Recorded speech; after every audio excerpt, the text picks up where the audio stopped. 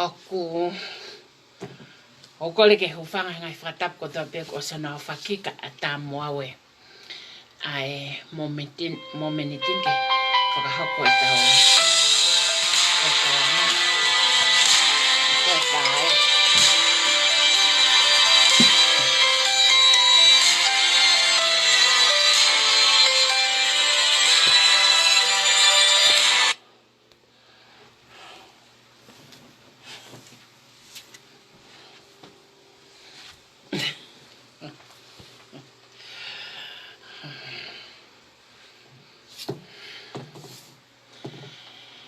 Ako kole ke hufanga ngai whatap ko tō pēk o sana whakika a tā moawe momenit ko ni ke whakahoko i tau polo kalama.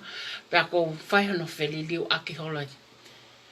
Ai telefoni ko ai laiti ok ne teke image ka ke to la vali liu tai min ka tau kamata.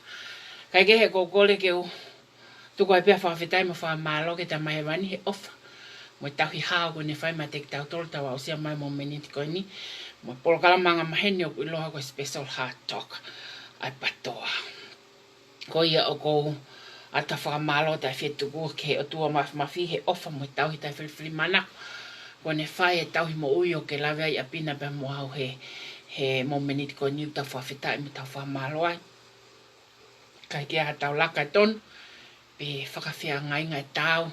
Ka neongo ia ko ne ofa ta tau peke maa ni mo tek tau tol. O ko kole ke talangata e te kita o whai ki tō mamao atu ka e tā moau ai momenitin ke whakahauka tau polo kalama. Pa koutui o mo tari lahi au pita ke whai polo kalama ko ini. Kai ke he o whamalo ka tek motol na mutokoni mai ke hono te utoi wha polo kalama ko ini. O whamalo at ka tek motol, o whamalo ke ngai ngāu e ko tau peo ko lava. He wiko osi ko whamalo ia ngai ngāu e kafa. Na lava whakahako hangi koe mea na whakahako e mafi mo asiata ki e wā o ko whamalo lahi ai. Whamalo at ka te motole ngai ni mawhaki ko toa pe o whake tō molilingi mai a NL o wha. Kene whafonu ho mo ngahi tukwanga koloa o ngā ko e tau whai mo turi fua ke whekauna ne o mai o whake masiwa o hangepe ko o whake te koe. Ko ia o ko whamalo ke ngai ngāu e ko toa pe ko tau lava whai pa ko kai ke harea whiunga ke whamalo ia mo ngāue, malo au pito ko whamalo at ka tek motol ko toa pe i PTOA Kropolo, mo sewa ke tau ingoa ko lava ke liliu, ko to o politikolo ka whetongi a ke democracy, o tau laka atu kia e pok fo e tai mini. So, ko pau ke tau turi fua ke ngahi te whito i ka veinga a democracy. Ko ia o ko fia, ke whakahoko atai mea ko ia he taimini pa ko tui o ko taimi ke kamata e tau polo kalama pa te ulawa te asianita pa kone hiri pe koe ai asianita te u kamata le vai. Ko e asianita ke pōni ko halafononga mumeni ko halafononga o mumeni mo ne ngahi projeki. Ko ngā uluaki ko scholarship ko ngā wā koe lālanga, ko ngā tolu koe ngoue, ko ngā whā koe trust fund, ko ngā nima koe langa whare, pa koe ko ngā ono koe mea makehe, aia koe o koe project for all, amanake whakahumai, ke ngai project koe ni o kui koe disability. Aia o koe foi project ia ka te ngā tolo ko tō peo disability, o ko kakai lahi tonga nau nā whukotua, o nā mamahaki pa nā whukotua, pa koe tokanga mawaha mumeni ke disability people. Pa kono mea whakaosi, koe whekau aki ia pia mo mafi mo asiata. Sai. Koe ki mua pia whai foi polo kalama ko loto ke uhanga talanoa mea koe ni, ke mahino au pito ke taha katoa he kulahi e longoa a.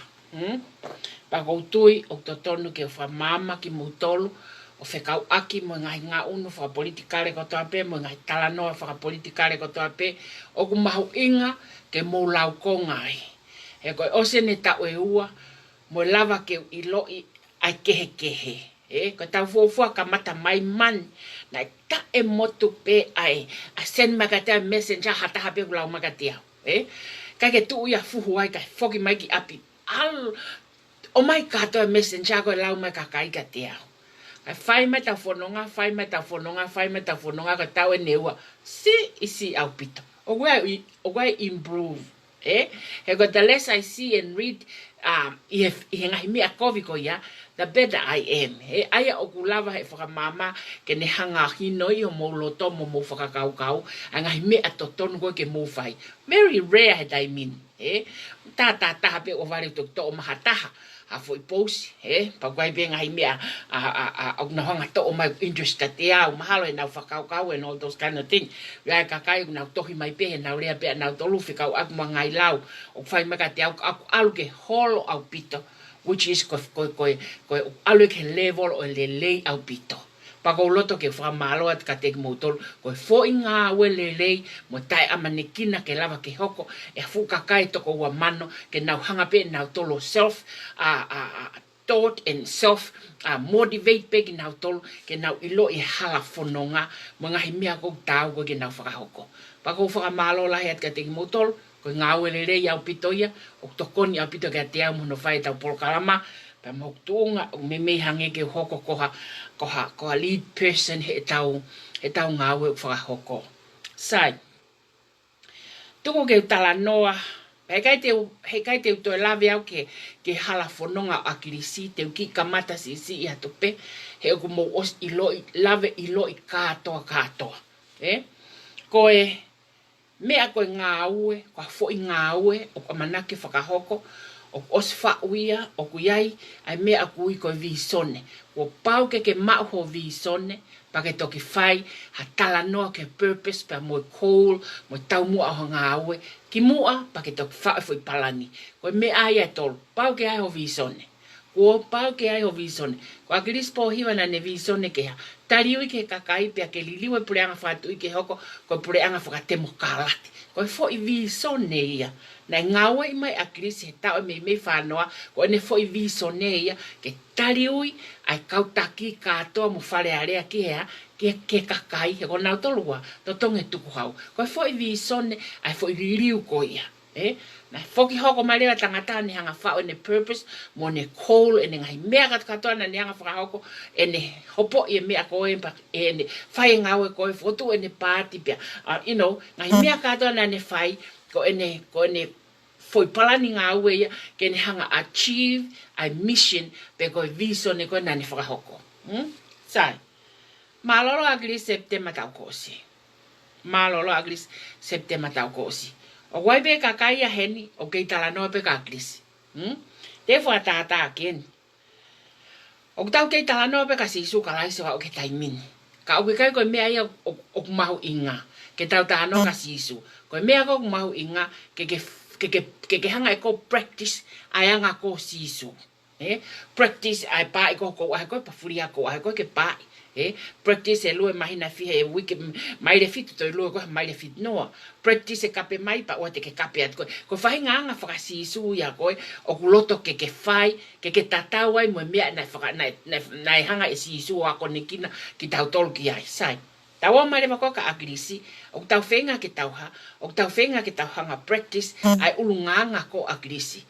Ai loto lahi, ai whakailo fuman whekai, ai ikai ke iri fia, ai ofa ko he masiva, ai ranga FONUA, ai FIEMA'U ke maa, ko ngai characteristic katoa ia o akirisi, pe au toton ke tau ha, toton ke tau hanga practice ia he tau ha, he tau daily life. Sai, malolo akirisia. Malolo akiris, neka ke tuku mai akirisia hapalani ngā ue, ke tau hoko atu aki. Koe mea pena ne tuku mai koe ha, koe ngahi hala whanonga koe na e fōwai, na ne to o mai o a, o mai ki September tau kosi ko ne malolo, pakapau na MOU i akirisia pehe mai, mo hoko atu ai whanonga. Sai, koe hoko atu ko e, o kwa ke hapalani ngā ue hatahai, o kwa ke hapalani ngā ue se misika ki ai, o kwa ke hapalani ngā ue maten ki ai, o kwa ke hapalani ngā ue kwa timi ki ai, o kwa ke hapalani ngā ue ai patoa ki ai, moi movementi ki ai. Ko palani ngā ue ko toa peka, o kwhau e hataha, hafo i palani ngā ue, o kwa ne visone, ke mea e hoko he kahau, he ko os mahalolo a krisi. Wai le ngai whakauhinga i o pehe. Ale ngai whakauhinga i o pehe. Nai kai ke tānak paanga a kirisia. Ko tahai e mea, nai kai ke whakahoko a kirisi. He nai tokanga a kirisi ke nihanga lei auti. Ai mea whakapolitikare. O ilonga lele talanoa e kakai ko koe ke nau mausi o nau atamai. Ai mea whakapolitikare. Ko mea whakapolitikare ko toa pe political issue. It's different from economic issue. The two has to go together to develop something. Kana lei out de akirisa ai hana ne lei out de political issue ko to ape mono foundation ni ke ha ke lava ke mau e kone mau e foi political issue mo foi political foundation ni symbol a economica mo me akato ke fakalele he ko mau e foi platform o political issue ka okua ke mau na malolo pa mutuku whatawange mo ne whakaamu, ko tui hona lau maarie, ke hoko te ne kabineti, ai parani ngāwe koe na ne whakahoko. All of a sudden, ko ha motukia, ko ha sway e pule anga more. Tui ahe. Pako ne more pako pule anga pa na whao e na tore na wa, e na parani ngāwe fo o neongo, o mei alupe ke fo i parani ngāwe koe na e whai agrisi, ka ko na hanga e na tolo toi whakalahi, o tānaki mai kia ngai kakai na kai ke FIEMA'U agrisi, ke nau kau i he kabineti, nau hanga tānaki mai kia kau NOPELE, koe pule anga e kakai, koe pule anga e kakai. O koe ki toi FIEMA'U ke kau kaha NOPELE. It doesn't matter pe ko NOPELE lelei koe, pe ko NOPELE kovi koe, pe ko NOPELE ako koe, pe ko NOPELE tai ako koe. O koe kai toi FIEMA'U ke kau maha NOPELE kie ha, ke pule anga kakai. Hena e FIEMA'U e akiris ke ha, ke whakalele, FAKATEMOKALATI a tonga. Sai, tuku mai ki he, ai tau ngā oto o tamo, tau ngā unu whakapolitikare, te e ke lava osi, ai platform mo issue whakapolitikare. Sai, hau e pule anga koe ni te talanoa, ke mahino le rega te motoro, o mo whai ngai whakanga koe ni, he ko mo longu tua motoro koe whawai a tātape, koe ke mo lama motoro whai ha mea he mo ui koe ni. Hala a tātā ke mo lama motoro whai ha mea he mo ui koe ni. Pa koe kai ko haakue ke talanoa ho mo tawhaaki, kai tu ke hanga talanoa ke mahino, he pōni pau tok whai fo i polo kalama. Sai, tuku mai katoa ke ngā auto tae a krisi ngatahe. I kai ke ose political foundation ni, more pule anga, he whano ai kakai. Me hange ko he whano ko a ha isleri he more ko a Mosese. Kana e ha. Na tuko o tuake nau he whano e toa whaka lava ke ha. Ka lava ke ako ne kina ki nau tolu ke nau ilo e ha. O koe o tua he ne kakai a te ki nau tolu na e ha. Na kei tuita mapua pe. Pa au te pehe tau patoa. Wai kakai o ki tau tolu kei tuita mapua pe. Kei nofo pe mo loto kovi, mo loto tau fehi a, mo siosio, mo mehe ka, mo mea ko ia, o whau ake ne mo ui. E koe ke pehe ai patoa kropolo, mo e anga e ne whatu ngā ue kou whai. Sai, tuku mai ke he fo i ngā ue. Pako kure atu koe ni ko au, na whai e mea katoa koe ni, neongo na a kensi au he taha katoa. Nobody i e movement koe ni, even i loi, e hoko mea koni. Kana e ha, na ku tū whakalongolongo pe o ha, o sete fo i kā pasa fo lau pe au ha. Peo ngā ua pe hau ia te hau pe. Nai fo lau mai ke na siausi. I take 10 hours ke drive a siausi me feitoko no whai ke LELEI. Koe foi taimi mahu inga ia, ke mo ui, na lava ke whanongo ai me tangata koni. Na lava ke whanongo ne talanoa. Pa neonga nei pehe taha katoa ke fōua siausi pau. Te ke lava siausi au ke fōou. Te ke ne iloha mea. Ka kia te au he e ku whanongo mo tau kei i he anga e life and living koni. Nā ku ilo i au ko siausi koe takia. Pe hoko e ahon, pe hoka pongpong, pe hoka tau ngofuru ka hoko mai. Ka ko siausi is a leader. Ko leader ia. O tau sio mata ki ai he ahoni. Pa ko toki lawan ke urea ake. Ai mea ko ia. E whanongo ke talanoa ko toa nei whakahoko siausi. Piau iloi, ko taki. Ko taki mo onien. Pa te tau ai pērea, o pehe, ko hak, ko whoha a kirisi. Nei tupu tonu ai. Pia kune ilo e mingi mea katoa pe. Kaike. Pia whoki mai piau sio, piau talanoa ke kakai liako toko lahi.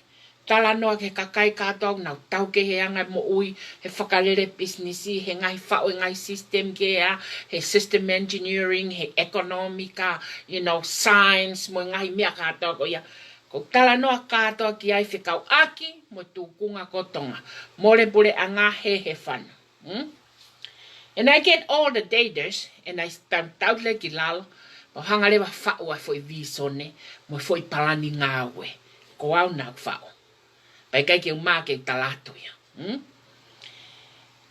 neu iloi neu osi whakamama nai alawa e agrisi ke hanga whakamama mai kakai he naane iloi koe mama koe atamai koe kakai te nau liliu pe nau tole foi mama ni koe ni ia mea pe te nau FIEMA'U ke ai te nau hike mo unga kapau nau fie hike te nau kakau he tahi loloto taha kapau nau fie kakau te nau kaka he akau maalunga taha kapau nau fie kaka i he foi liliu pe koe atamai pena ko ngoi ko ta alwe ke ta we wa ta uto wa ko e kakai mo whakamama kakai pa ko iloi ko foi ivi ko ia ko foi ivi o mama ko ia one hulu e kau pori na mui mai atonga ko foi ivi ko ia o ta tau ia mo pomu malo ta ko mama na tu ke foi mea ko ia neongo ko kau admini neongo ko kau tak ngawe kau tak chepta la lahi na tala mai ka te au tilila ko tau whanga ki i vie ka ke tau lawa i ai lelei pena fo i kakai pa nau alu kai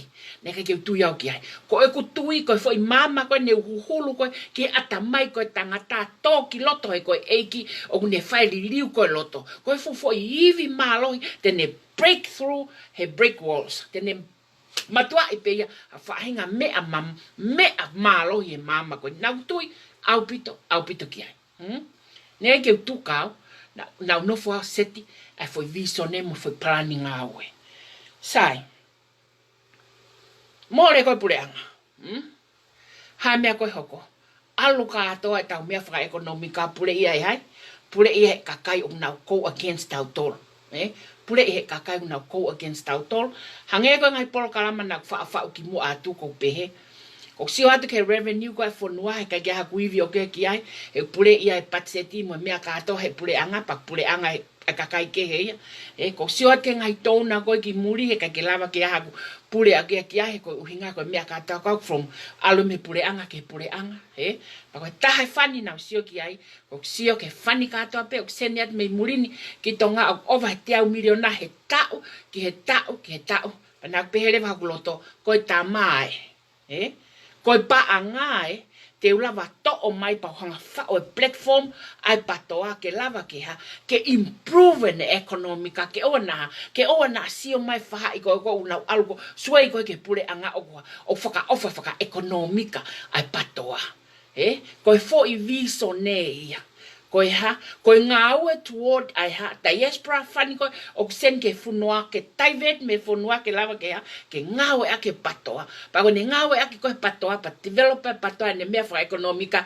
pe ale pure anga mo ne kai ha mo ne corrupted o to fa makatu e patoa he lelei furipe pe ha pa ne hanga wa kona kakai ke fa foki mai pure anga wa fe wata fa tala ka me HENA fa fai ko na por kalama sa na mau he ko campaign yes we are campaigning mau campaign pa ko mau campaign ke mau hanga ave ki fale ai kakai tau mo feunga ke na alba na offer mai ke masiva mau campaign it's probably maybe 40% o ngawe kon ka ko ngawe kon ni kai to tu uya ko ne lue pena ko ni ke ta ngata e meni ngata atonga ko tu ai ha trust fund e patwa pe ni panke FONUA pe pa ne pure e me afka economica ka ta ko FONUA ko fo I palani ngawe ya mo visone na kusio mama o ko ki ai he ko me ko ta devastating e more pure anga ko ya ko na wa pure e kapangako ko mea tau devastating o ke tau devastating ko mafai o tau devastating ko na oha o pure I ai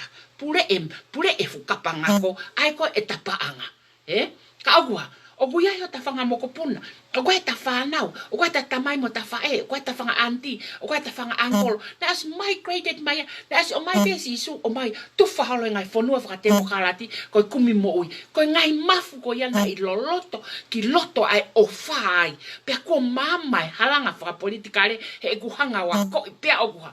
FAKANGOFUA ai pato ai a whe moe mano he aho moe po ka kaila monga koe, ai kakai ko koe ke nau iloi ha mea. E au he kakai. He kai au he kakai ka olewa ko au ha Amerikani, he ne paanga.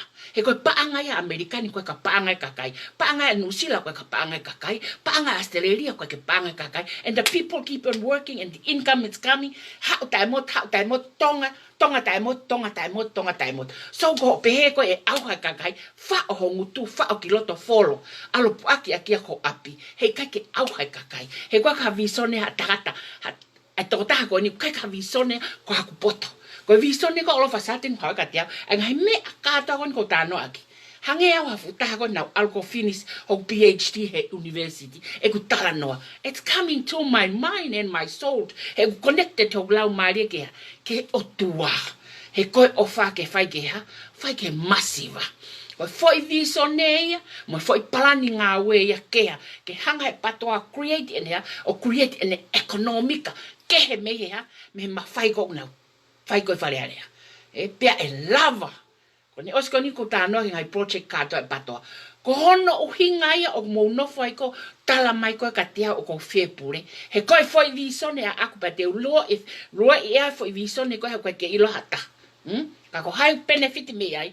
Koe movement ya akrisi o benefit me ai. He na e whauke o mate. A movement na akrisi he more pole anga. Na e whauke to koni ke movement na akrisi. Pea o ku to koni. Ai mea koe ni ke movement na akrisi. O ku mausi ko FEMA'U ke hanga FAKAMATALA. Ka teki mo tolo. O koe ko tau ngawe tau toko ni koe wha. Nkai. O koe ngawe ko ni koe wha. Koe ngawe ko ni o koe no platform ya o nai o kum strong. He na e a ko e uto mama e tau e ua ko osi. Pe o ku toi loto ai ofa o ku whakatoi tapu mo whaka o tua. Pe aku ngau e pe fukakaia ia te ia pe. Koe fu malohi a koe au lakangea hange ko kulau. He pomu malohi taha ko mamani. Pe koe mea pe kau whaangai kaila. Koe fu pusi ena. Koe fu pusi because they cannot do anything like the fu pusi. Umosia? Koe uhingai e FEMA'U koe ke hanga whamama ki motolo ke mahino lelei. Koe ngau e patoa kropolo. O koe kai ko ngau e o kai pau. Pa koe ko ngau e na e whau aki ha. Tai ilo, mo tai mahakurea, mo tai au siai kai. Koe ngau e na e whau aki e moni mea. O mo ui o hoko. Kono FEMA'U ke ha, ke whakamo'ui e ekonomika e patoa me ngai tapa kotoa pe i murini, kai lava ke ha, kai lava ke pātoloa ke mumena akrisi, he e mate, he moren pure anga. Ko uhingaia e kuloto ke uhanga whakamama ki mautolo.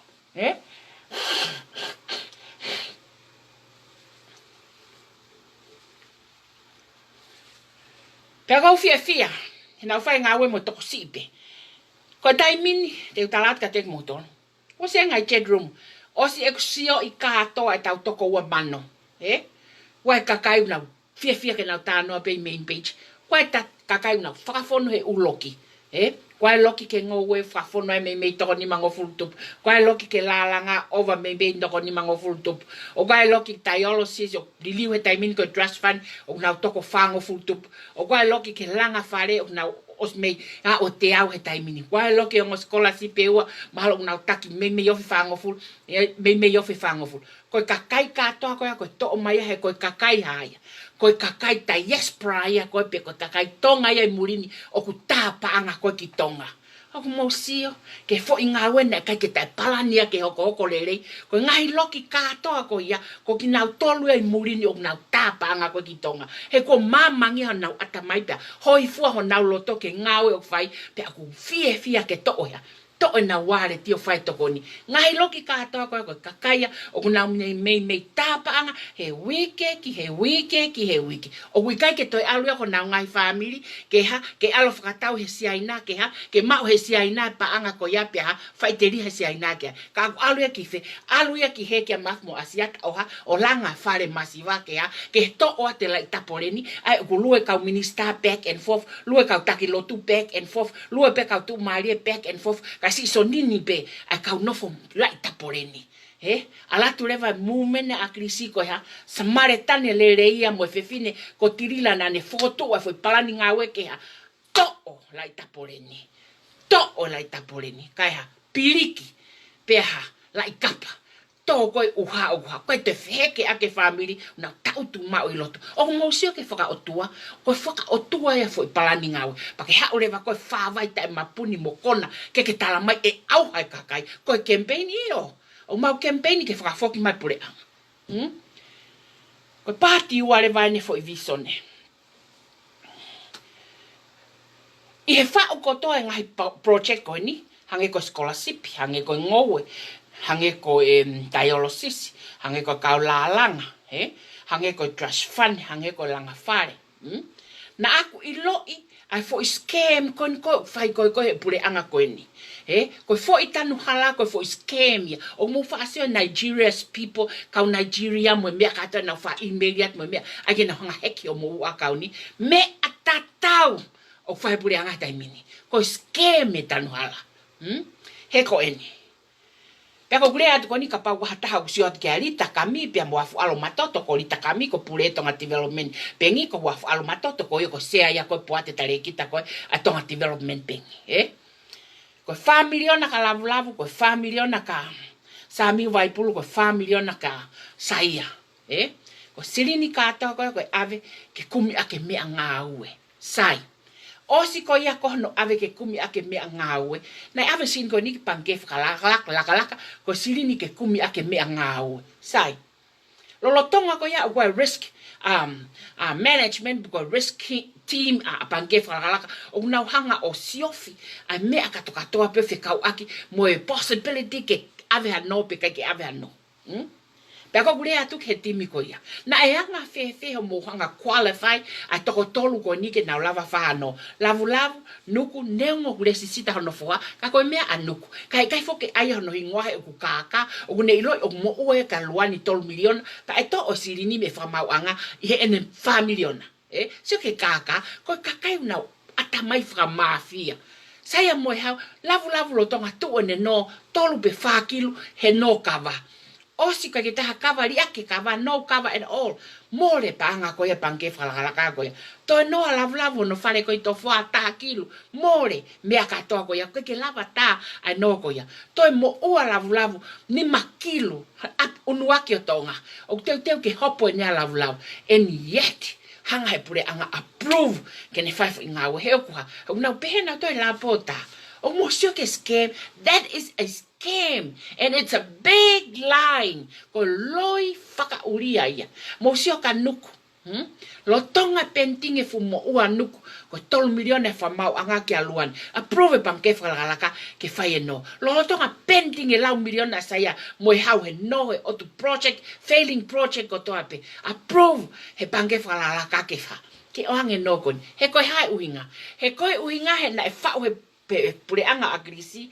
Ai pule ai minister pa anga ki panke falaka na e fai akfa e akirisia i ene expected mo ene sio loloa ko kakai ngawe ka minister pa anga ko kakai ofa mo tai kaka kai ke ilo akirisia e to e foki mati lave mau pa ko guria ko no inga ko manatu i hake fakataha ko ke ilo po cocktail na e fai hotel mahalo ko end of the year na ya seso na minister pa anga. Pea tu aseso lea pea. Whai lea aseso pa pea aseso. Mo whanong ke nau hanga ai a passporti.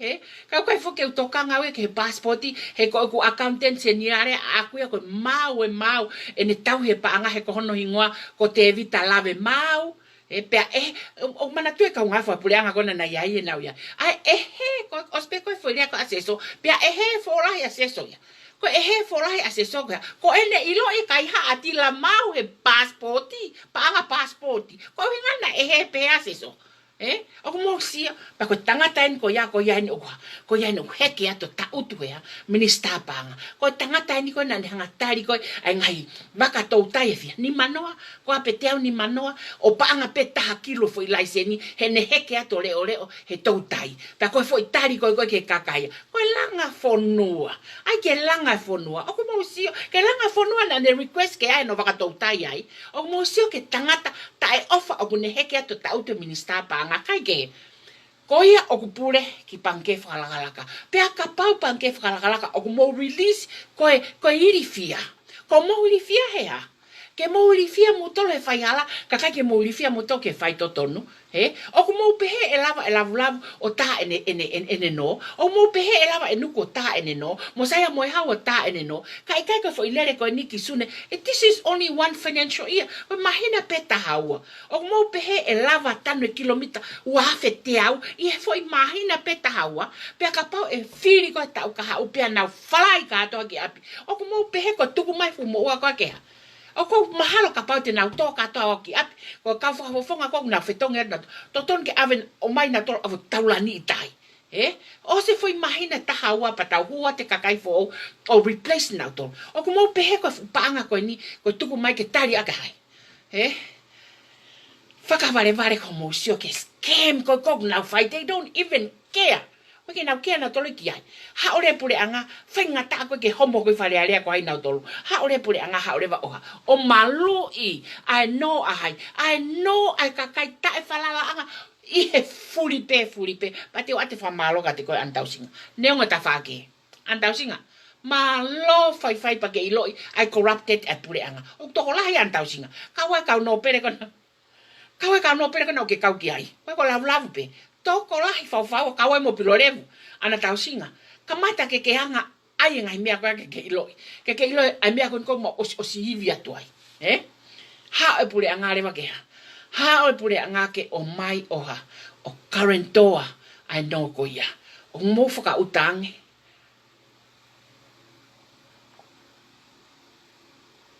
Sai. Na hoko malewa na foi pase me ata ko tanoan ke scam pe ko e ku talanoan ai uhinga ai fa'u ai foi polo kala mangawe e patoa ke lava ke sio e kakai o ku yai pe makatu'uia patoa ne mea whaka ekonomika ke ne fight the corrupted people koe o nau tau i koe mawhai mo tau kapangako. Na uhinga hono fa'u foi palani ngawe me ngai mea palaku ka hata koe no whaka koe pulianga koe. Sai.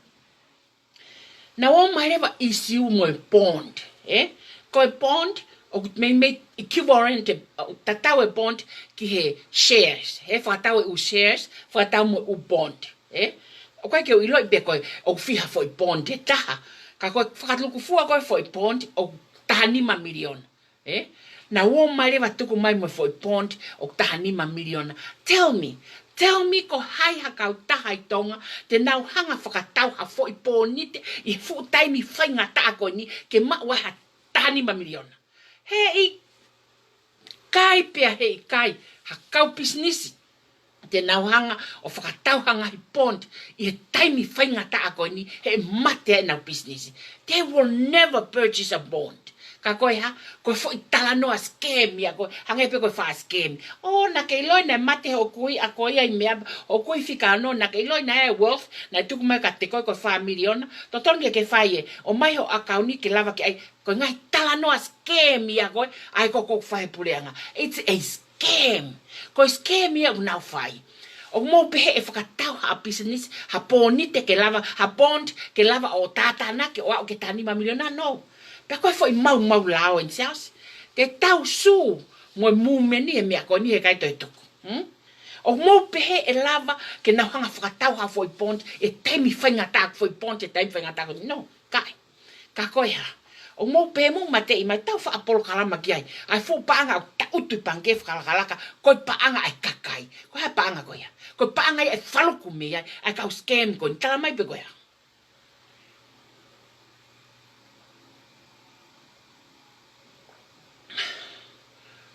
Paanga paanga retirement fund paanga pension ko paanga ko yang miliona ko paanga e faluku me ai bond ko he kai ke ya kampania de nga fatawa bond e ko ka kampania e wealthy he taimin he futain fatu tamaki ko ke ma wa tani ma miliona pe ka pau e kai ke ya la bond e fakatau kitua faka ilo he ko kakaia kaka mo loi mo fauia ka pau ki kai hala bond e fakatau pe ha faka ilo he ko na ostutun cabinet o bond o ko fakatau ngai bond o mo sia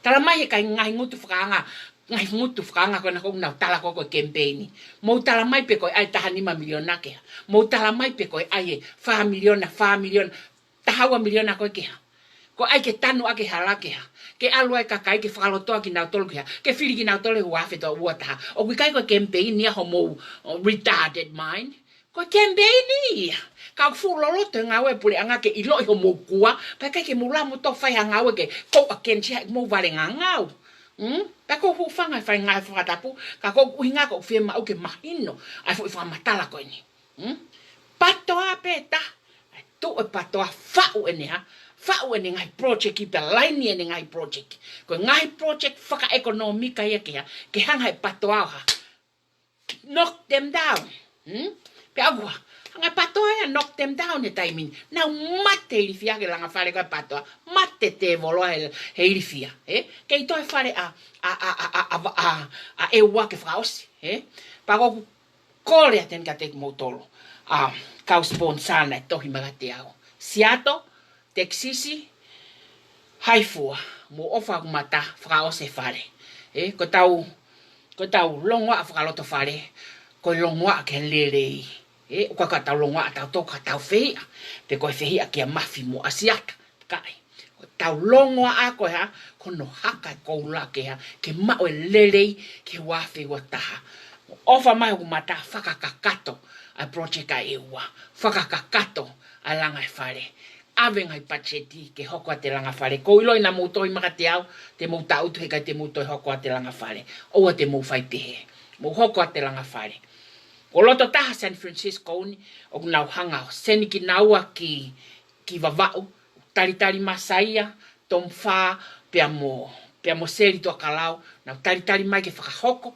polo kalama langa i wai vavau ko mo kore mai ko ni fakahoko pa ko tui te mohanga ngawe anga aki ai toa ki hen ai ngota mai o eki koni pa mo ngai kau fa fofonga ke lava ke mo fai me atatau ko foi polo kala mai na FIEMA'U ke to mai ha foi project of expenses hono ngai fra molekeha ke lava ke ne fight again ai tanu halalau miliona he ka ke lava scholarship he ka ke lava he kalanga he ka ke lava he ngowe ka ke lava he langa fare ko expensive project ia e pato expensive project tanu halapa mo expensive project ha langa fare he ko tanu hala o kulue mon manu mo me katoa ko loto fare o utu e fakatupu hawa eiki ko ne mana va moi tangata mo fae mo fefine mo tangata mo tamai mo fae mo na fanau i fare ka mato o lai tapoleni pa e pato tanu halape moya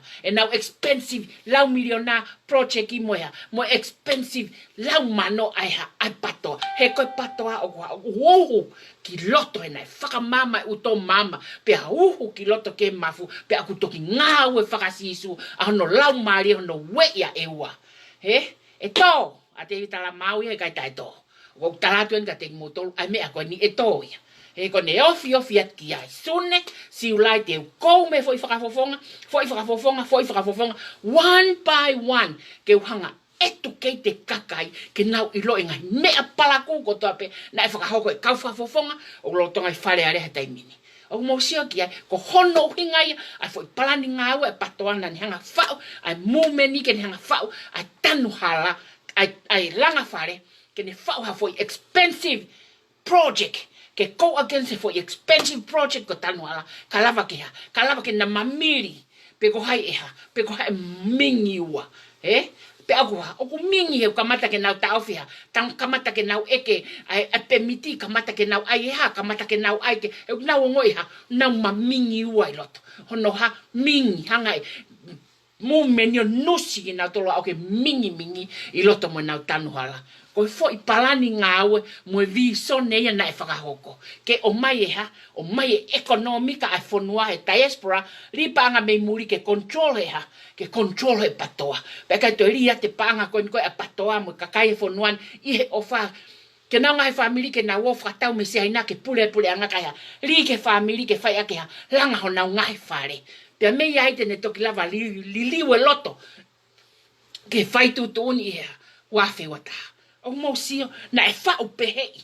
Ne kai ke whau aki ha whakapiko. Ne kai ke whau aki ha munga tala noa palakuna e whai. Ne kai ke whau aki ha vare. Na e whau ia, e tātana ke ngai teita kotoa me ngai atamai. Poto kotoa ne nau lava I whaka universite, ako whaka universite. Pa toki hao e whiwhine koni oha. Putu ke ta teita. He? Panea. A ko e FONUA ki ai. Pea aku ha humari e foi ikuai sini. Oku humari e foi ikuai sini pa patole lei. He kone osi ko hapai e foki, osi ko avavau e foki mai ki fe, foki mai ki hapai. Teu a hapai, he? Te tau ko one by one I ngai me a katoa koe ni. Ne osi pe ko ia pa tau foki mai re ki fe. O toki lari pe a tonga eiki ke a umoni ke ha. Ke ua na toi more ai hongo fulu ia mo tau ni mapatoa. Pe ai hoko koe mystery he tau kahau. O kaha, tau mau kahatoa e tahawhito. Koe fo I palani ngā ue ia. Visone na lava ke sio ki ai. Ai whine motu a koni I he movement koni. Pa koe kaha kuivi o ke whaia. Koe hivi kahatoa e kakai diaspora na lava ke a koi. Na mama. Whakahino pa maun. Whangeha mau fuakawa e mau nofo ngai chat room. O mau whai ngai ngā ue kotoa pe ke tokon ke kakai. O pe aku ha. O hoko ia tai min ko ya o hoko ia tai min ko mia ke tala no ki ai ai tonga ko ape I murin I tonga na I FONUA ko ape maman ai ha a project langa fale pato ka fa ta no ke hala kai he ko malaki he langa fale ai ha ai tanu hala he na e fa u ke pehe ka ko ha mo me a mo tol ka pato a fakanga ku fai ha mo me a ku fai faka ofa wa ta mai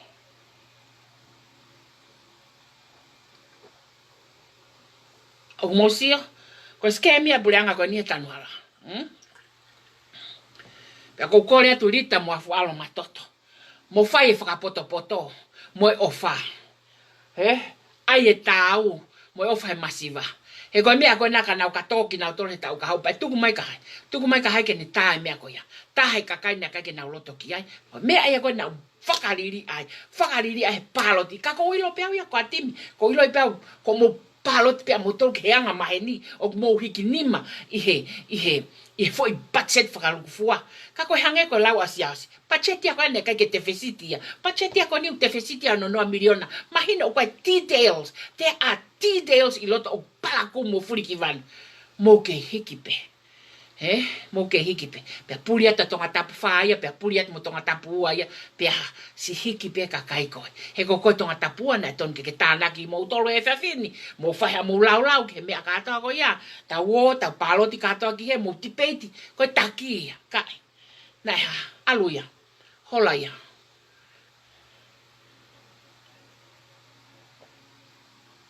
to me ka kai ke na hanga finalist e tau ka hau ka I kai te uto longo e tau ka hau he mea koe ni koe mea rahi ai mo mea taha ko manatu I hake ka toki hoko ke tau polo kalama ai mo mea taha ko manatu I hake koe mea koe ni koe paloti koe ni koe ke CEO paloti koe ni koe ke foke CEO ia ki he ke whakafoki ia ke pule petu iki ai ka whafofonga whare area. Nengo ke ma opo lau atonga pa aku keisi isi. He ko uhinga ko ha. Ko tau lalaka wha ekonomika, wha politikale, wha sosiale, oku ha. Ke I refu. Pa tau lao ke tau ngahi movement ko ia. Ke tau ngahi si ko ia. Ke si e tau mea wha sosiale, ke si e tau mea wha ekonomika, ke si e tau mea wha politikale, ke si ngahi whaunga ko ia society. Pa ke si ai pe tau lao. Oku lalahi a mulinia he kua, he fulahi au pitoia. Ka koe pule anga ko toi mamani o guai ha. O guai ne international affairs pe ko ne ngahi pisinisi ki muri pe guai ne local affairs. O guai ne ngahi pisinisi I fonua.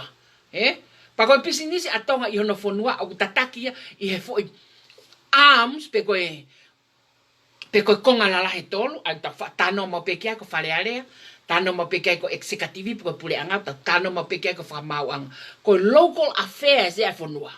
Ngai mea kātou whekau aku mo local affairs e whanua ko tolu e. Mea katoa titei la kātou whamau anga ko local affairs ia. Titei la kātou ai legislative assembly local affairs ia. Titei la kātou pe ngau e pule anga local affairs ia. O wai lewa pa mone international affairs. International affairs e wai ai hai komisiona Australia ai tongana. Ai wai ai hai komisiona New Zealand ai tongana. Ai wai ai ngai whakafofonga muri ko I tongana. Japanese hago ko Chinese hago. Ko international affairs ia. Pe aku ai leva ministry ai executive pe ko pure anga o kui ko foreign affairs. Pa ko foreign affairs ko international affairs ia. Ko ngawe pe ia he mea whekau aki mo tua pureanga. Whekau aki mo tua pureanga. Pe aku mahino au pito pe lawe alau I he kupu tolu hiva. Pa kou loto ke uhanga lau atu e kupu alau. I he kupu tolu hiva ke lava ke mo whanongo ki ai. Ka lava ke tau tala noa ke foi mea ko ia ne kamata ki vale lau e pa kou fu ita au pito. Pa foki mai hao to lau e konistuto ne ko konistuto ne whika tolu hiva mo whika whanoa te lau atu mo interpretation mamaha. Na e whakahoko. Aku tupe mamahame tai ilo. Pepe whalearea potoangia. Kana heka he hose agrisi o aloi whalearea. Kana heka ke heka he hose agrisi aloi whalearea. Heka ki te te huik whalearea. Kaike. Tuku ke ulau atu. It shall be lawful for the king to make treaties with foreign state. O whakalao ke ne afio, ke ne whai ngai tarite, mo ngai whanua muri, ko kuptol wivain. Provided that such treaties shall be in accordance with the law of the kingdom. Ko ngai tarite kotoa pe ko pau ke comply mo lao kato. E kai ke alo tu yo fai tarite noa ia pe tai whakalao. Ko tarite kotoa pe e fai tu I ko pau ke ne fai o whata tau ke lao ko was written. A tarite kotoa pe pau ke ne whakahau ko pau ke ne fai a whata tau ke ngai lao kotoa pe ko ostohi.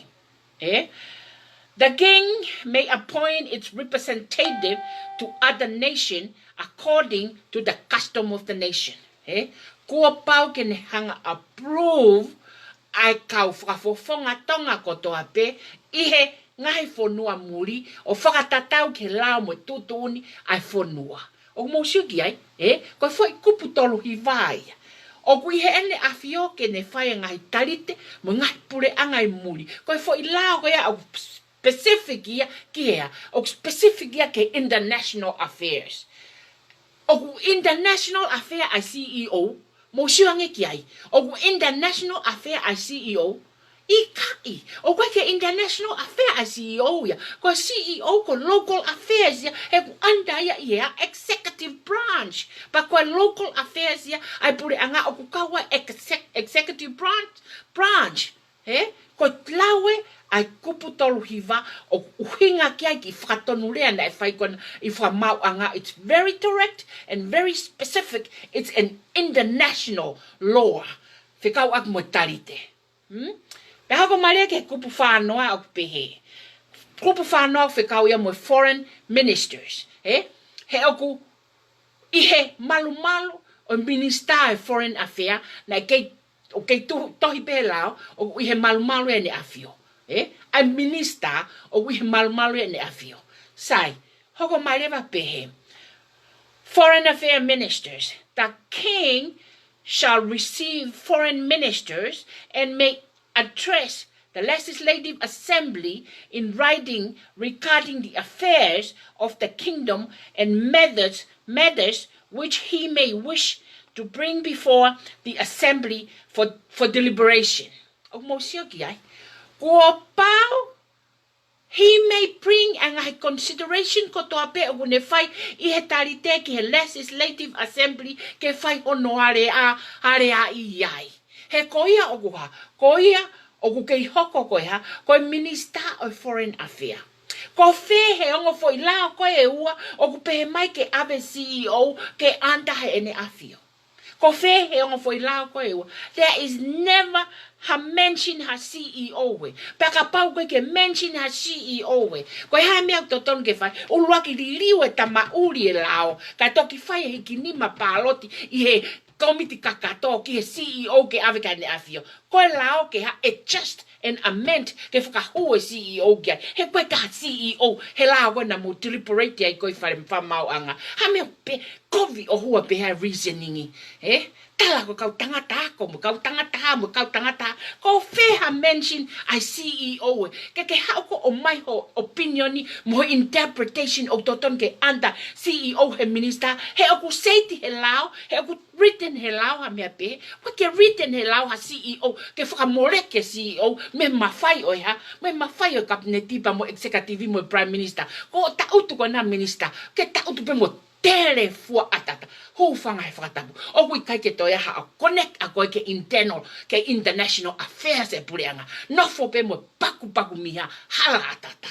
Pake algo ho mo api novema ka huate, pare mia koe hoko o whainga tā ia, o whai tu uni.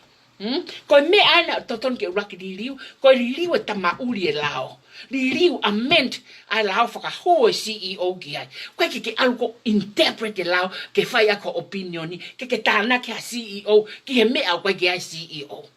O mosio ki ai, koe mea ngoku masori o kuru, he koe hala lahi e nia, koe fu li liu palaku e nia ne whaikoni, ne whaikoni no area i koe whamauanga, whaikoni no area i wharearea. Se i SIOSI pe, ma si SIOSI. Whaamai na SIOSI tok tāwhitu. Ma, ari ua ki pure anga koe niki toa. Ko whaka o whai ato ni ma. Ka koe represent kātoa kakai. Ko represent he koe ngawe ne whatamai. Ko ngawe ho tamai na neongo ne whakafofonga i kolomotua ka naiha. Nai ngawe matonga kātoa. Pau ke whai mea tatau. O ko wafat ko fofonga SIOSI. Mosia ke lao. Hala tata. Koe ho mai koe ke whakauhinga koe ke opinioni o koe ke tohi koe lao e. Koe mea koe koe vare.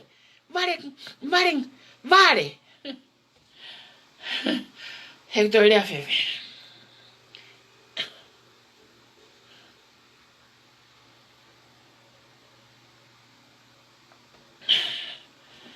Whakaufa. Kako ilo ne tipeti nai whai he komit kakato mahalo pasi ai. O teke ilo pe ko ave hake whare area pe ikai. Mo whakakau ka whafonga kakai. Mo whakakau. Te ko mo ngahi wahenga koe kong mole. Koe pure anga kakai, koe pure anga kakai. Nae os o mai ho tau. Tapuake. Me teki nau tolke ta whakalele fonua. Musio at owa kei alupea tahai ki ai, kei alupea tonga tapu tolu ki ai, kei alupea tonga tapu tahani mai ki ai, heke lolo atu mo tonga tapu mo baba tahani mai ki ai, baba tahaono, makari wat mo ki whafofonga niwa ki ai, musio ki ai. Alu atu ki ai mo tonga tapu fe, tonga tapu ono. Musio ke ngai kakai kata kono whalau atu. Po asi te vita la mau saso varen pohiva to ne toa ko haifua. Vava tau hui ako sita lavu lavu. Tua katoa ona to no fatai loto. Tua katoa. Maten tapu elu tua mokoe. Ka tape tui ka maten tua mokoe. Paka ke lava. Oa na ke hau kau e timiko. Sepitema ko neime mumenia eneha. Ene kau whafofonga. E neime he mumeni ene kau whafonga i sepitema. Pea ka pau te tau whai kehe ko atimi. Pea te utalatu. He ikai ke mau mapelu. Ka olewa ko mau discuss. Mo ki mau tolo. I married homophilia. Now o mo kei filia me ako inga ko hamu. Ko pau ke tau discuss. Tau tolo ke married. Ka lava ke toki tari mo whafofonga. Ka ikai. E lua pe mumenia mo ne whafofonga. Pea ke lua pe koe mo whafofonga. Pea tau whiau hia. Pea ka saipe ke whae tahau saipe hia. Wai ko vira tek mauton. He lava toki liu ai tangatai loto. Lava toki liu ai tangatai loto. Pa ka more foi file ta pe wa sai pe e lava toki liu pe loto. Ko mo mai ke mo ke fai patolo ke no tan mo no toho ka kai ko vi I ngau e ko ni fe unga ngata. E kai ke te hoka me pe he. Ko ia ko ma fana introduction e. O foi por kalama. Mo palani ngau e. Pakoutu yung totonu ke tau whakakau ki ai. Whanongo pake ako. Ai mea koe ni kou talatu. He koe ke tātaha mea loi. Pa koe ke wawa tala noa hata. He koe ke hataha e vitio mai tene ilo mea koe no kou talatu. Koe kau vitio katoa koe kuwan pita koe rewe katoa. Koia. Ka mai pe moutolu. Moutolu mo whatohi matala mai. Ta hoko at ke foi asenta. Ko foi asenta koe konga ulaki ko skolasipi. Skolasipi o kwa e. Ongo foi lok skolasipi ua. Pako lok skolasipi tahu toka ngai e sahaloni. Pako lok skolasipi tahu toka ngai e kau tangata mo kau fefine. Kau oko iai pia look after pa aku iai mo anakori ai. Sai. Koe ngahi titeila skolasipi. Okay, whai no design. Ai anga no pike skolasipi. Ka aku iai e tau ko mit skolasipi. Pe aku iai e fotutu.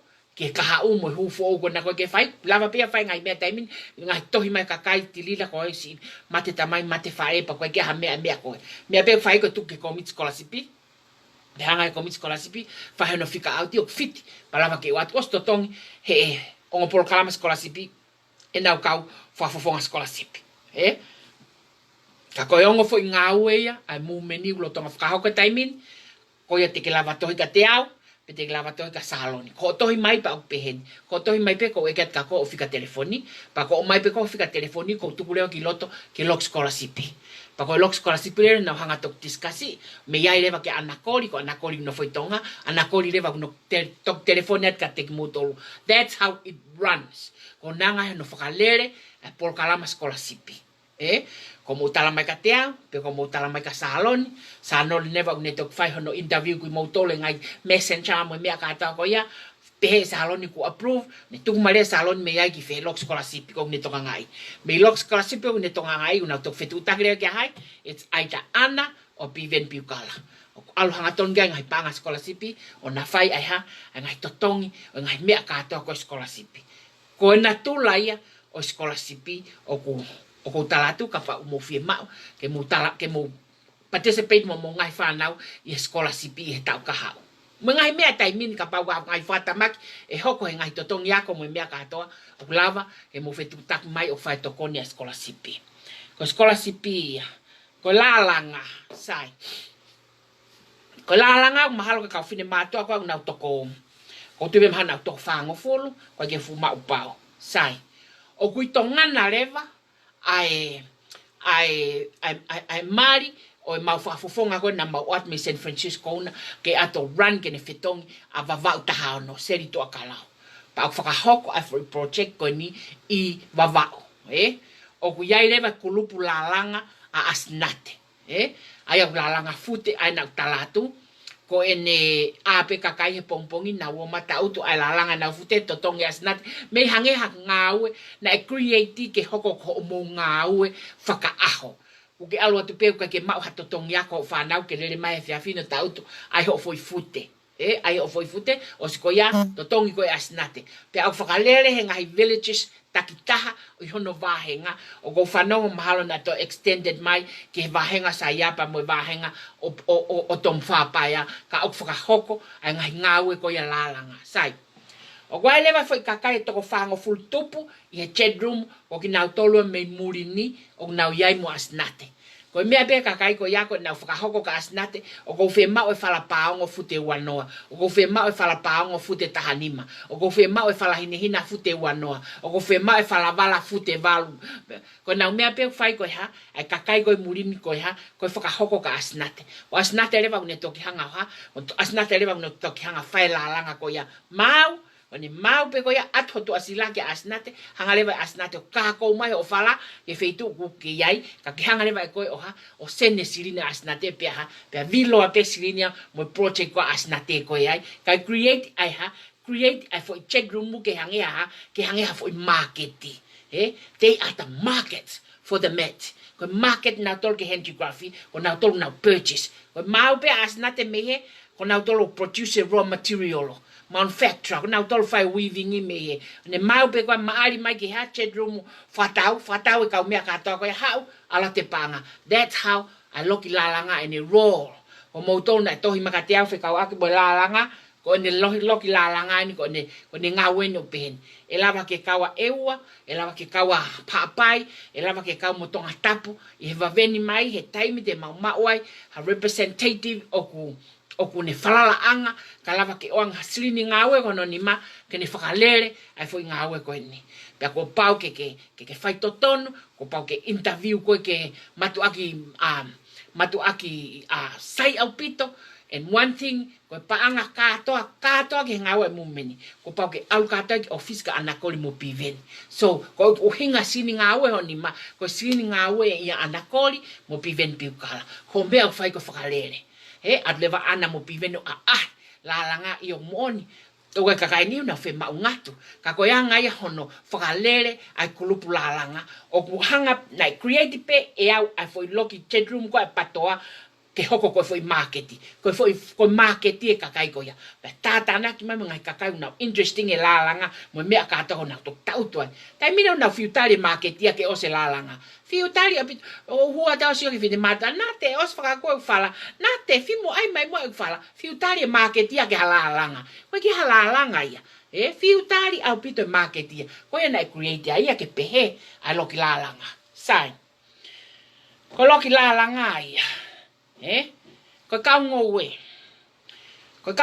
o ku yai kau o kau growers to ofi manioke lalai hange ko container kon o mai ko ni toko lai apita kakai ai o na wa una to tangai teau fia toko lai apita kakai ngowe pa io pa me tati ulava faka kwatu o si mau e tau lai seni I've been pushed o mau e tau lai seni hena iai pe ko lai seni aku import and export kana kai ke toi tongi pa na take to ngawe aki so na renew license ko ya pa ko ma renew license ko ya pa ko ya mo to ngowe ke hange atai hange ha neve so ko foi kolopo ngowe le vai no pehen lava pe individual lawyer o fa'u ai foi o fa'u foi container taha o lava pe ya combine hange ko fa fai ko e fane sai ko parani ngawe le vai ke pehen ko amerikani o foi state la lahi tolu kakai la lahi tolu waya LELEI waya San Francisco ni o kwai mo Salt Lake sai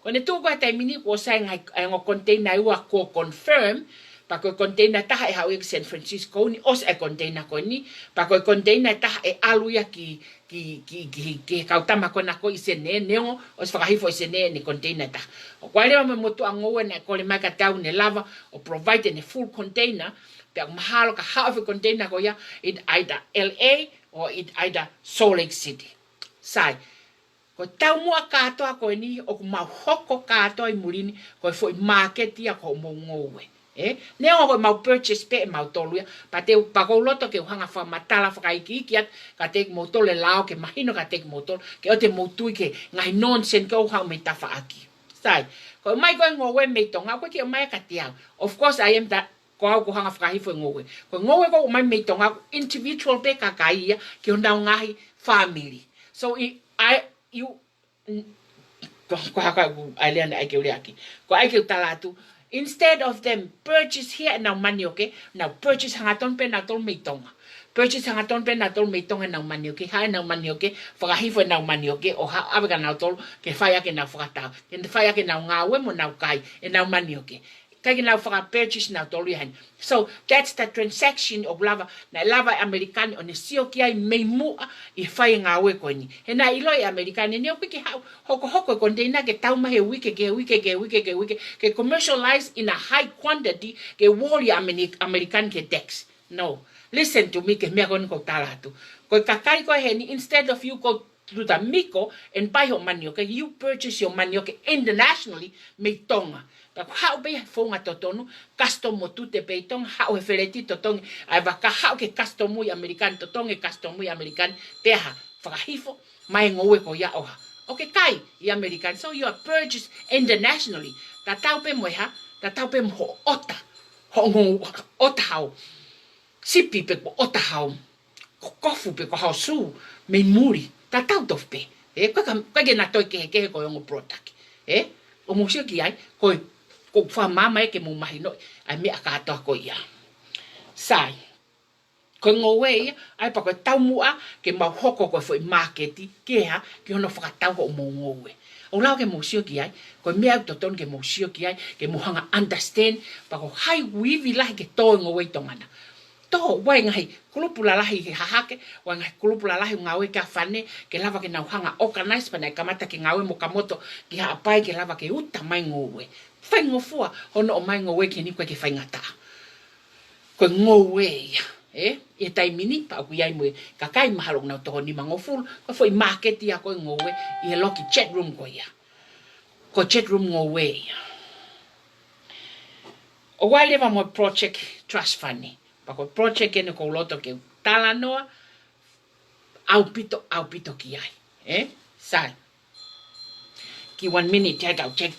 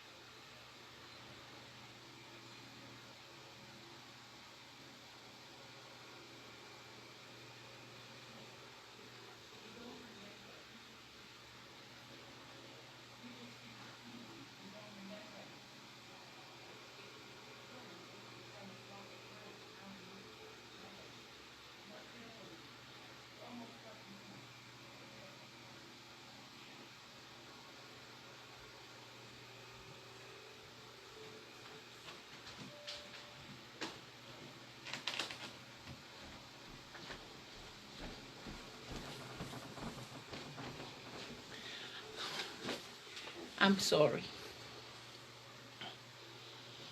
Ki vai ai fekaya. Kai poli. Foi trust fund pa ko loto ke hanga fa matala foi trust fund ke mahina. Trust fund o mau i lotonga i loki e toko fangoful ko tu mi me anu mangoful. Pa ko trust fund o mau wai ai mahalo ko tu ko toko tahao no minusila. O wai toko mahalo ko Australia una toko lahi pa ko mau tolko amerikani mau toko tahatolo o ko ia leva foi share e wangiao o mau oslava e mau tolo whakatau e foi share wangiao ke ia mau lotonga ngau e ki mau tolo ke foi share ko ia wangiao ke mau purchase aia ko e foi share wangiao o tuku mai ke kakai ko ia i loki trust fund o kwai le mo foi share wangiao aia ko foi share fangiao o whakatau ke lava ke open aki ai panke mo trust fund ai PTOA ti se mai tonga ai ak FIEMA'U ke 1.2 million dollars pa was lava wangiao whakatau ko wangiao e toki lava e tukuat ke papiriki ke whakatau ha mo share o lorotonga whai hono design mo hono umea whakalao mea katoa ko ni ke mau pe lava ke organize lelei ke tu i tonga ke hoko ko foi panke ai PTOA pe ko kakai masiva ke lava ke nau tokonia ke nau ngawe hange ko ni wai haki masiva ko asa ke felanga fare o ki ai fai no ai langa fare tapa nga ni mape panga hango full he mahina hono na create pe ke masiva pa e kamata pa self kata upe nga share katoa ya ke kakai katoa ko mulini e na pai share ko ya ko dividend pa mo commission mo mea katoa ko ya e mau ai hai e mau he kakai mulini ka ko na paanga o ku hoko ia ko ha ko ngawe anga itonga ke whaka ngawe e kakai fonua ke whaka atake no e ka ngoe no e ka lalanga no e ka whangota te na lava ngawe ake mea koni ko foi trust fania ka pau ke FIEMA'U no whakai kiki te ke lava tok toi magateau ke lava ke toki direct ko ka pau ke no foi Australia ke ka Australia direct ko ki nusila ke ka nusila una fai ko ne mea koni pe moau amerikani uma fai mea ka to koni o ko ke hamani tana ke taimi na pe mana o ko na ala tiri la o ki panga tene kai ikai o ko ke hapaanga e tana ke taimi Ko paanga katoa e oso no lesi sita mea ko nyo tuu. Pe te mo no ngai certificate ene share. Pake toki paire vaia I he marketi in a legal ways of buying shares. E toki whakahoko iai. E mana tui na talo vitio ki mu atu te ulanga pange ko enia e openity se ma ke utalat ke ilo I he taha katoa pe o pe I did it. Pa te whaia ke hoko, pe aku ose foi se wang yao na whakatau, foi se wang yao te tuku mai ki main page, pa une FIEMA'U ke ne purchase ne share pa ne purchase. Ko trust whania. Pa ko polo kalama langa whare ne ko lavet kiai, o ko amana ke whalawat asiata mo mafiu kaha umo piven ki vavao, o hoko at ka vavao. Na ku kore at ka tek moto na mo sponsor katoa e ua mo whamore more, he mea ko na hoko tukwa ki iau.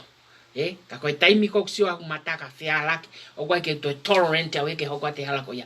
Ko tūs pe out right there. I preach ka lava ke ha, toki hoko ka whakalelei e hala. Pa ko kore at ka teki motor ke mo kātaki, whakaosa e ua. Whakaosi katoa ufare katoa koa e ua mo hoko te ngāwe koe ka mata pongpongi, hono whakaosi ai ngāwe koa e ua ke lava ke tu. Mai whare katoa pene mo ka mata koe e ua mo ofa mai a te au.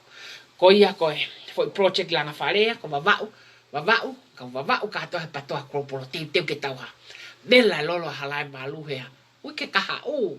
Vela ene lolo halai malu kaha u. Na veke mai manu mai ka vavau ke langa koa e ua. Na uloto ke aluhange o tangataki e ua ke ki vavau ke hoko ate. Ai polo kalama langa whare. Teu te tau sululu mo tau soke mo. Fia ia. E o pe vavau e teu ke tau langa whare. Koe ke uilo pe koe hawhi allocation a tomwha. Koe ke uilo pe koe hawhi allocation a saya. Pe koe allocation a seri. Pe koe nau whangafoi whare fiha nau tatawa henga. Kai teu vavau ke vela lolo halai valu. Aua aluai. Koe mea make he. Koe project disability. Project disability. Ko tohi mai pena toko taka te au, pako toko taka ko new disability. Pana entara maka tau lila na e whakahua au ke scholarship. Ka au ikai ke u fie au ia ai. Ko fie ang peo ke uhawa langa disability, ko disability au. Sio kuni hau leo mai whakau. Kau pati uhanga lewa create holoki. Mo tolu katoa mo fie hu ke disability. So na toki osia te tau ngawe ke fo I dialysis. Ko disability ia. So, o toton ke tau tātānaki lewa kakai. O nau loto ke nau, ko hinga ko nau whanau. Ko hinga ka nau mātua. Ko hinga ka nau toko ua. O nau disability. E lawa sio, pako fo imea lele ne hoko heni. Ko taimi ko te mo nofa ngau he foi loki ko ni ke disability ke mo wanga maintain pa mo hanga toko ni ai kakai ko na FIEMA'U ke toko ni e lava troa me ai lao ko ke disability te mo lava ilo I kato ngai tita te mo hoko ko tita ke ne hanga supply disability law I FONUA ko foi LELEI te mo lava o whakahoko ke mo lava whau ai mea katoa ko ni kai ke o ne ospe ko ni te open he poa pongpongi a disability room pa te tukule mo to taha ko ni ki ai mo tolong mo FIEMA'U ke disability room ke mo fai mea katoa ko ia sai ko mea whakaosi lewa ko mafi mo asiata ko mea whaingata au pito ka te au ke ukore wha more he taimi ko iloia ko tonu ua ko whewhine ko au ke ukore wha more he taimi ko iloia ko tonu ka pau mo whanongo ka ngahi ngutu na ikai ke hiumo tawhaki a neafi forget about it tropo ngahi ngutu ko ia ka pau mo whanongo ka toe leo o ku whanawhana mo teringa na ikai ke ia teki moa a neafi tropo ai ngahi leo whanawhana ko ia ko au ko mawahe au me langa whare ko whiri a ako that's my choice he ko au ko whae tu ni pe au te nofo ai ke tau ngawe whakatahai kai ki utari ea he kai ki o alawa mua ke mo mai ke tau te langa whare whakataha mua ko uofa ako ya mua mo iloi ko mafu mua na aku whai ke lahi au pito au mo lok misin na kai ki alawe lok misin ia whainga tai mau ko ni na nau loto nau tolu ke tau po tau iwi isi ke langa whare ko au pe nau whangongo turi pa ulolomi au nau tolu ke o nau toi malohi mata ka kou ahete au mo moa mo mea katoa pe he mo ilo pe moa na kai ke tau kamata tau tolu mua mea na tau kamata katoa me foi viso ni ko ni ke whai toko ni ki tonga na mea wha mafi moa asiata Ko foi matapaia nei open mai ko ka tik tau tol ke tau hai o tau image langa whare ko ki tua ko toko ni a wha. Mo ki se sia mo fok mai pa tangata kamata e develop ai langa wa o mai ke taimini. Kana aku sio ke ngai mea ka ko na hoko FIEMA'U ke FAKALELE he ko ku tau mu ake ha. O mo sio maf mo asiata. Ko ha o hinga laku a kakai patoa kropolo. Ko laku a kakai patoa kropolo he ko na wongo o ku malu a pato. Ko ke toi ha laku pe ya fitu. Ko hinga una laku he ko malu. A foi atakai ko na create ko e tilai patoa kropolo mo saloni pa ha kakai to lai laku na peni uri ko to ape laku ka moa ke FAINGA we patoa kropolo. O patoa kropolo na ne polish ki moa. Mo nofo i patoa kropolo he te mongingila pe moa o kai te tatau mota i patoa kropolo. Oa te mo kamata ke mo whanongo ke ngai maari e ko mamani. Ko eku FIEMA'U pe mau ke o ngoi he kakai ko unau rimai ki seniti ki a tek tau tolu katoa ko i patoa unau malu. Mau e nau mea katoa aunga ho nau iwi. Pa ona mo lau e valoki hono polishia ki mo. Ko ofat ka moa mafi mo asiata. Sio, taimi pena e kore ha mo totongi ki vavau kwa upe kwa pato. Ki mo totongi a tiki teke alu. Oange ke alu ai o mea. Ko ia o kou leat ka tek moa.